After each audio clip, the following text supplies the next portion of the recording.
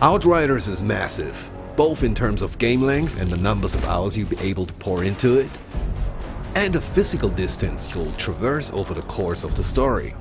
So today we're excited to show you more of the journey and structure of Outriders, how you move about the game and how the various features, systems and story all come together. In last month's broadcast, we explored the first city, the area of Enoch first settled by the refugees of Earth. Everything from this section of the game unfolded here, in this area of the map. The first city sits within a larger area of colonized Enoch, which you can see here. Here, humans have made a life, as best as they can, and built cities, strongholds, factories, and mines as they try to survive. This is where the Outriders are first reawoken from cryosleep, and where your first hours in the game are spent. Humanity has always struggled to leave this place, with the raging anomaly storms and monsters preventing further colonization of the planet, pushing society back to the Dark Ages. As you will see though, there's a whole lot more to Enoch. As an Outrider, you're one of the few powerful enough to leave humanity's broken settlements and journey out across this hostile planet. But what does that mean in actuality? Outriders takes advantage of a hub-and-spoke structure, connecting busy, settled areas, the hubs, with combat arenas and free roam areas, the spokes. The main story missions push you through the game, and a large number of side quests and additional content can be discovered on or off the beaten path. As side quests scale to your level, so do the rewards. It means even early side quests can be meaningful played late in the game. And it's worth saying side quests aren't fluffy objectives that take place in the same play spaces you've experienced in the main game. They're new, bespoke areas of Enoch that you could miss entirely, and they often reveal more secrets about the world and lore. Let's travel quickly to Eagle Peaks, the snow-capped mountains that encase the war zone, to take on a side quest there. Is this your whole company? There used to be more of us. Something happens to the men up in these hills. We hear voices. Some leave and don't come back. Same for anyone who goes looking for them. But maybe an altered could have more luck in finding them. Could you lend a hand? All right, let's play detective. If I was a missing soldier wandering off into the night hearing voices, where would I go?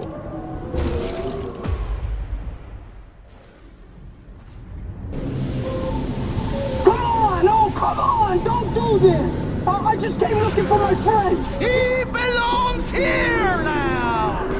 We all do! Today, the storm welcomes an apostate into its loving embrace! So it seems the last remaining survivor of our missing soldiers was just sacrificed to the anomaly? We need to have some words with this deadly cult and its leader. ECA! Overload! Target designated! They've got nowhere to run!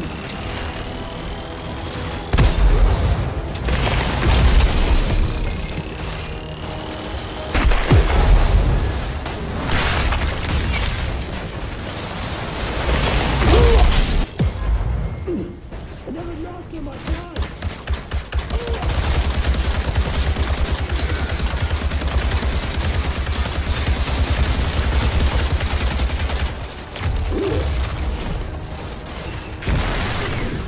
We're only giving you a small taste of this little side adventure.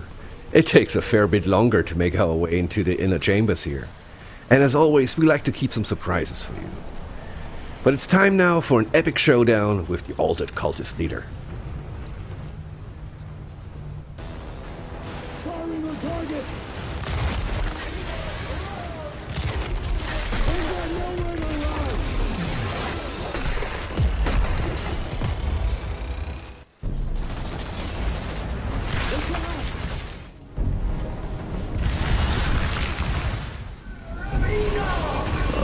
Seems you had yourself a little cult brewing up here. I don't know, this place seems to make people flip their fucking lids. Yeah, nice. By completing the side quest, we can now choose a sweet piece of new gear as a reward. With that sorted, let's talk a little bit more about hubs. In hubs, your weapons are holstered for a time, and you can soak in a bit of life on Enoch. Here you can visit vendors to sell scrap and purchase gear, frequent bars to gather gossip and bounties, Call it the liver spinner. and pick up side quests from one of Enoch's many eccentric denizens. What exactly is your business? Certain mercenary services? It's hard to show this without spoilers, but as you progress through the game, the world state and NPC dialogue is affected by pivotal moments from the story, and new side quests unlock, some of which are hidden in earlier hubs and play spaces, further rewarding exploration. Combat feats also come with achievements. Complete a collector's quest like a bounty or monster hunt, and NPCs will recognize and reward your triumphs. In bringing to life a new sci-fi universe, we are adamant that these settled areas feel dynamic and alive. Oh, and if monster hunts piqued your interest, stay tuned for a future broadcast to learn more about them. Well, this should be interesting. Crucially, hubs also allow you to check in on your Outriders truck and crew, which will grow as you progress throughout the game. We're going to talk more about the Outriders truck in the future, but its primary function is to transport you through the world, bringing many of the features of a town with it. All the functionality you'd expect from a hub hits the road with you. Your weapon vendor, your crafting, your crew. The truck is a moving RPG village. Now you don't operate the truck yourself. That job falls to your driver, Jakub, who we will talk more about later. But the customization options are vast, so you can personalize your ride along your journey. Okay, let's pack up and hit the road now. I need to head to the forest to continue my journey. Let's take a quick moment to introduce the crew. Your ride or dies accompany you on your quest to discover the source of the signal. Here we can see Jakub, who drives the truck and can handle any customization of the vehicle. Jakub was with your Outrider during the first arrival on Enoch 30 years prior. A bright-eyed youth with an exciting life ahead of him on a new planet. Time has not been kind to poor Jakub.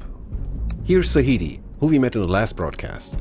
One of the few people on Enoch with a grasp on science and how to get mankind out of the pickle they happen to find themselves in. You can talk to Sahidi for weapon mods and crafting. We'll be talking more about this topic in the next broadcast.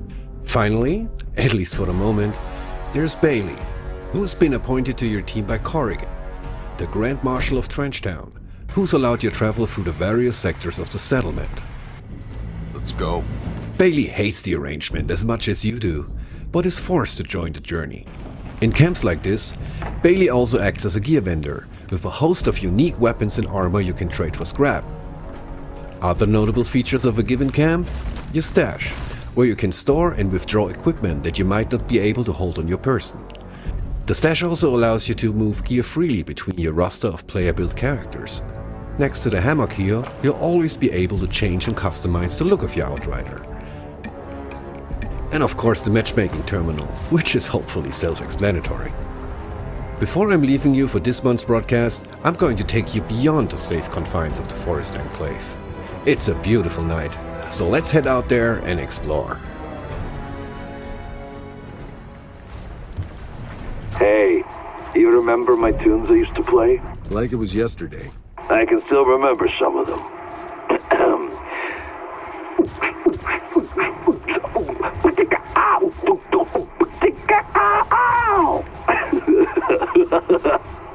Please stop, Jakub. Please. I'm serious. Yeah, Jakub, I'm disconnecting.